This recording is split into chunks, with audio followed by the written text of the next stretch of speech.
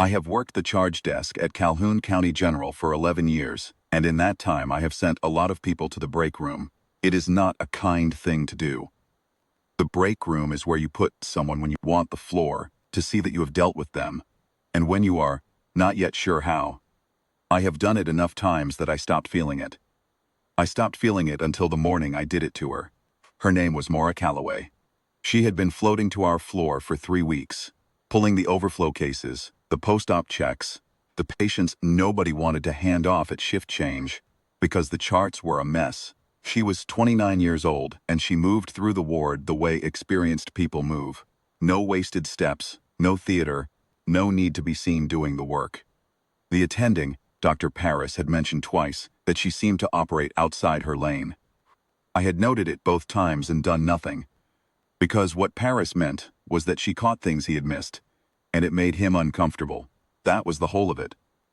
The morning it happened, Administrator Whitfield came down from the second floor before rounds. He had the look he got when someone had complained in writing, and he stopped at the charge desk and told me, loud enough for the 3 nurses behind me to hear every word, that the float nurse, he said it like that, the float nurse, not her name, had been documented overstepping her assigned scope twice in a week, and that she was not to be given a patient assignment that morning, and that I was to ask her to wait in the break room until HR had reviewed the... I said yes. I turned around and I found her already at the desk, stethoscope in hand, ready for the handoff briefing, and I told her. She did not argue. She did not ask me what she had done wrong, or who had filed the complaint, or how long it would take. She took the stethoscope and draped it over her shoulder, and she picked up the jacket she had folded over the back of the chair.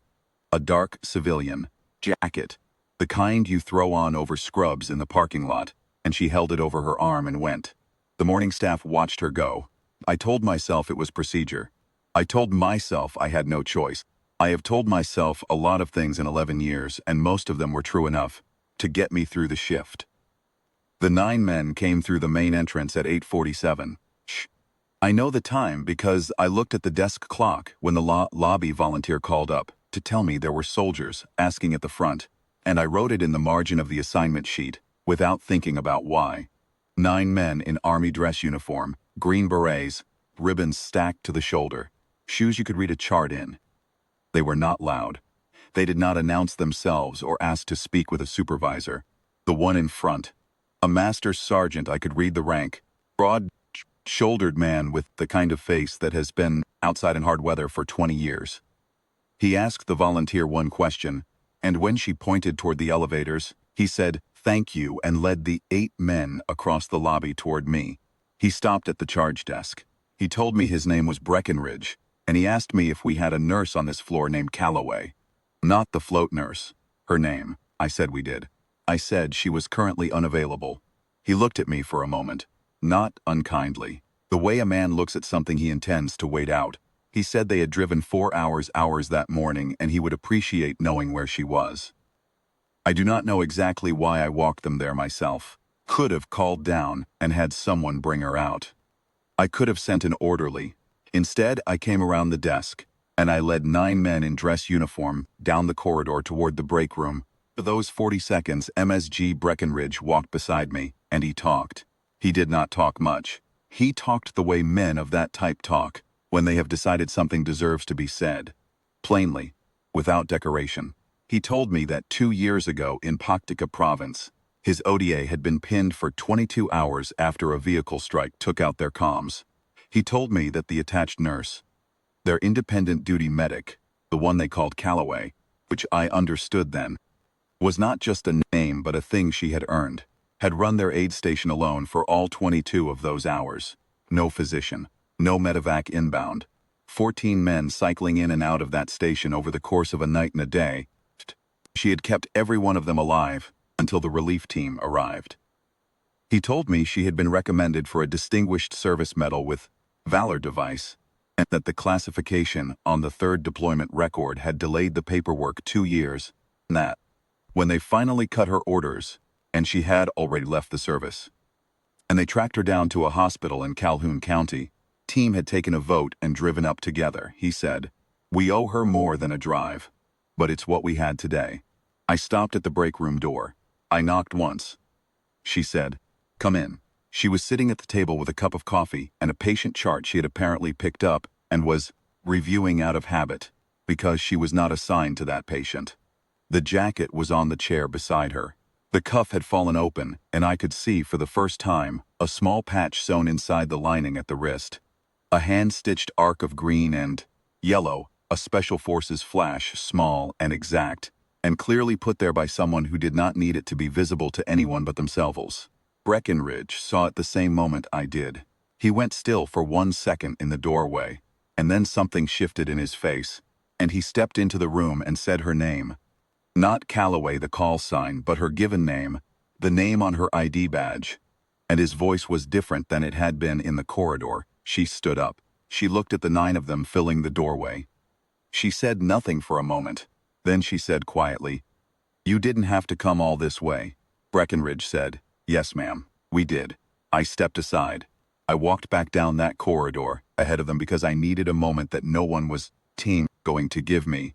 And by the time I reached the nurses' station, I had made a decision about what the rest of this morning was going to look like.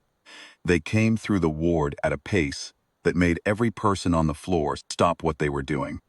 9 men in dress uniform with a nurse in scrubs in the center. And there was something about the way they moved around her. Not in front of her, not behind her, alongside. That told anyone watching exactly what the arrangement was. Dr. Paris came out of Bay 2 and stood with a chart in his hand and did not speak. At the nurse's station, Breckenridge stopped. He looked at his team. He looked at her. Then he turned outward, toward the desk, toward the ward, toward wherever a person stands when they want what comes next to be seen. And he brought his right hand up in a salute that was so exact and so unhurried that it seemed to stop the air in the corridor. 8 men came up behind him in the same instant, not sequenced, together. I heard someone behind me make a sound that was not a word. I looked up at the mezzanine. Whitfield was standing at the corridor railing with a folder in his hand, and he was watching. And he did not move. He did not come down.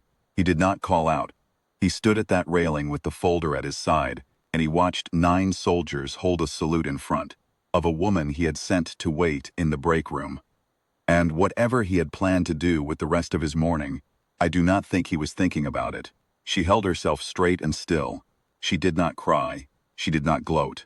She gave them a single nod, the kind that takes a long time to earn the right to give. And she said something to Breckenridge that I was too far away to hear, and he said something back, and then he shook her hand. And the 8 men behind him dropped their salutes one by one and came forward, shook her hand too. I picked up the assignment sheet from the desk. I crossed off the notation Whitfield had put on it. The words pending HR, view, written in his handwriting across her name. And I walked over to her and I held it out. She looked at it. She looked at me. I said, "I'm sorry it took this long." She took the sheet. She put her stethoscope back in her ears. She went to work. I have been a Navy corpsman and a charge nurse, and I have managed this floor for 11 years, and I thought I understood what the people walking this ward carried. I did not. I understand it better now. Not completely. I do not think a man earns that understanding in a single morning, but better. I know what was sewn inside that jacket cuff, and I know what it cost to keep it there quietly and ask for nothing, and I know what it means that 9 men drove 4 hours on a weekday to stand in a county hospital hallway and say what they came to say. I have worked this desk a long time. That morning was the first time I understood what I was actually standing next to.